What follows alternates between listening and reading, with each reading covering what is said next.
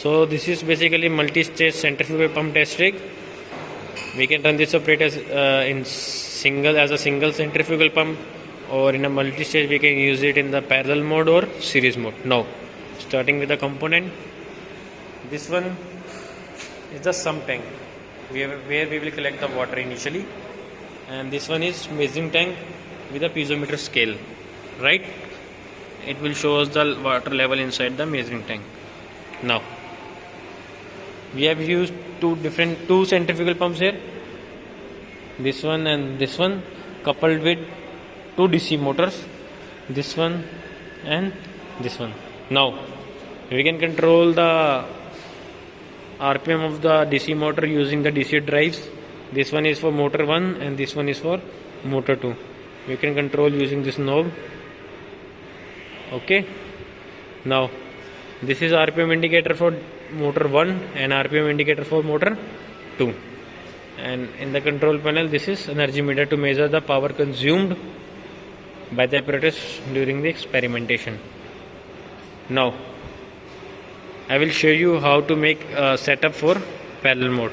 For parallel mode we have to use these 5 valves as shown, 5 gate valves to set up the apparatus.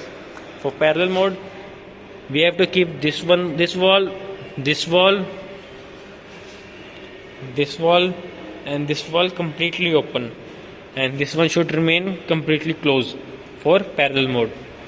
Then through the discharge line, this is discharge valve, this will remain completely open for parallel mode.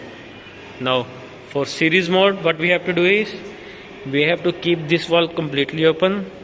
This one will remain closed this time, this one will remain open, this one completely closed, and that one completely open. So the flow will be like through the tank, through this line to this line, then through this to this discharge line, and this discharge valve will remain completely open. This will remain open in both the cases, parallel and series mode. Now measuring the pressure, we have this suction gauge in the suction line 1 and other one in the suction line 2, measure the suction pressure in respective lines, and this one is a discharge pressure. This will give the pressure in the discharge line. Okay, now for experimentation what we have to do is we have to do the experimentation at different discharge pressure. We can increase the discharge pressure by closing this gate valve, that is delivery valve, slowly. Now suppose keeping this closing this valve and looking at the pressure in the gauge, we can take the pressure maximum to the 1 kg per centimeter square. Okay, and we can take readings at different pressure readings, that is 0.2, 0.3, 0.4, 0.5, 0.62 up to 1 kg per centimeter square. We can take 3, 4 or 5 readings. Okay, for a set of reading we need to know the suction pressure 1, suction pressure 2, discharge pressure, RPM 1, RPM 2, flow rate through this line. And how to calculate the flow rate? See, we need to first know what is the water level in this measuring tank using this scale and piezometer tube. Suppose this is at 17 right now.